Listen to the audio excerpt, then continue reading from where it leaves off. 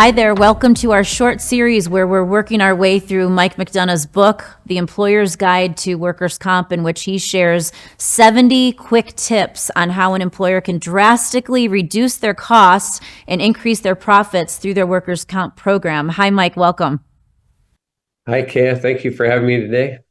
So today we're going to talk about how you can increase your profits with a return to work program. So we know that when the injured worker, is out of work, the longer they stay out of work, the more it costs the employer. But talk to us about why that's the case and what we should be doing about it.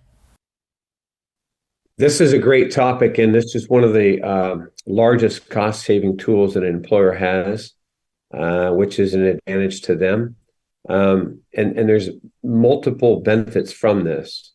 The first being is that the employee is able to return to work. And when an injury occurs, employees, they get stressed out, they get frustrated, they have questions. Okay, if I report this, who's going to pay my salary? Who's going to pay my medical bills?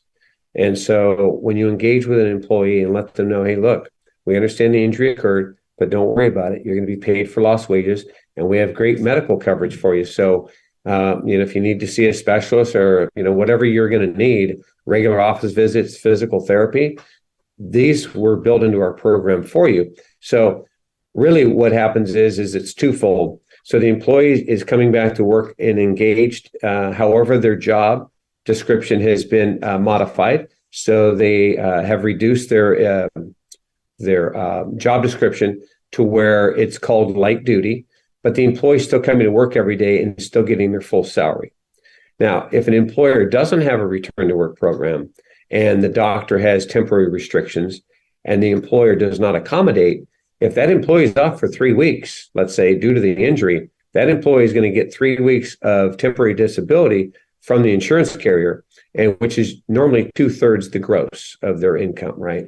And so many times, depending on the tax bracket for that employee, if that 2/3 is quite a bit less than what they're normally getting used to, then what happens is they say, you know what, this was caused by my employer, and now I'm going to go litigate, right?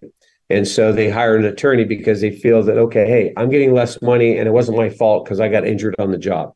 But the other thing is that when an employer offers modified duty and the employee rejects modified duty, that allows the employer not to pay any temporary disability benefits. And so that sometimes will encourage an employee to stay engaged on the clock, being paid by the employer under modified duty versus being at home getting 2/3 their income. So there's a lot of leverage with a return to work program, but it benefits the employee as much as it benefits the employer, because the employee is coming to work every day and not sitting at home. Because like you said, Kaya, that the longer they stay out, the chances of them returning to that employer are very slim. So we could lose a good employee by not having a return to work program. Explain quickly modified duty. Modified duty means that the job description has been modified. So, for example, if I'm a carpenter at a construction site and the doctor says, I can't do anything above my shoulders, well, then what happens is I'm not operating as a carpenter. I'm still on the job site, but the owner, the contractor, has me going around the job site, keeping surveys of, the hours of the employees, or making sure the water stations are filled, or they're helping, doing other assignments on that job site, but don't engage the injured body part.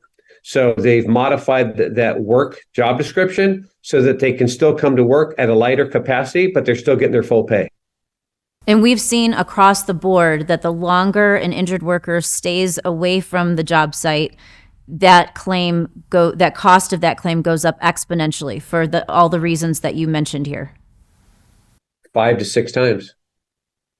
All right. Thank you, Mike, for this short tidbit, and we'll talk to you next time. Thank you. I enjoyed it.